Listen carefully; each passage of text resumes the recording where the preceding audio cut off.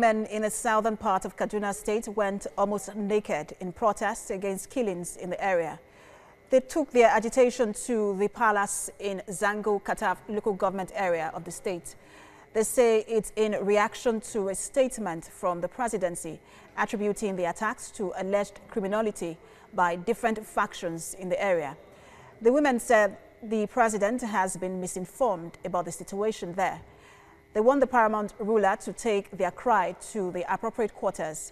The women, mostly mothers, say they were afraid of what tomorrow holds for they and their children. They want the federal government to, as a matter of urgency, wade into the situation. An activist, Stephen Kefas, joins us on the news for more on this. Good to have you join us, Stephen Kefas. Now, what do you make of this recent outrage over the killings in southern Kaduna and the response coming from the presidency? Thank you very much. It's normal for people to be angered by what is happening in southern Kaduna. The outrage and the protest by the women yesterday clearly shows the feeling, the mood in southern Kaduna generally. Because when you look at these attacks, the women are more at the receiving end of these killings. So I think it's normal for them to protest. It's normal for them to show their dissatisfaction with what is happening in southern Kaduna. Right, so what do you also make of the response coming from the presidency? Yeah, the response from the presidency is rather unfortunate, because the primary responsibility of any government anywhere in the world is the protection of life and property, and also maintaining law and order.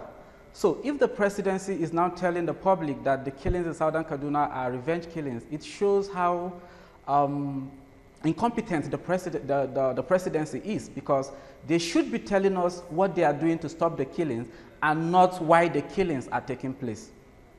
Right, so what exactly do you think the challenge is as to the inability to resolve this crisis? Well, you see, first thing first, the government must admit what the problem is.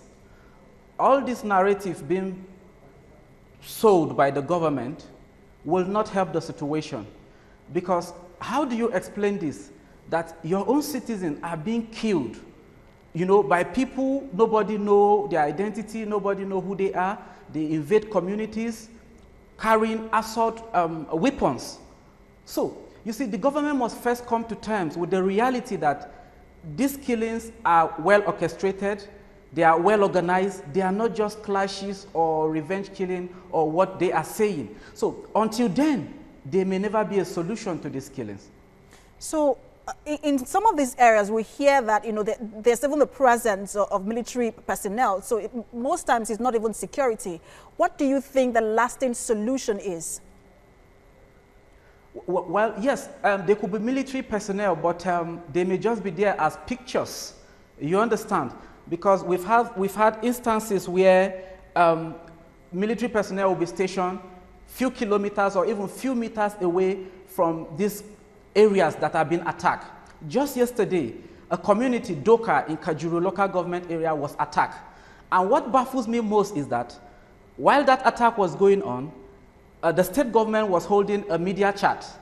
And the utterances from that media chat is sickening. Like, I can't explain why such comments should be coming from the government. So, what I think is the solution is a total military action.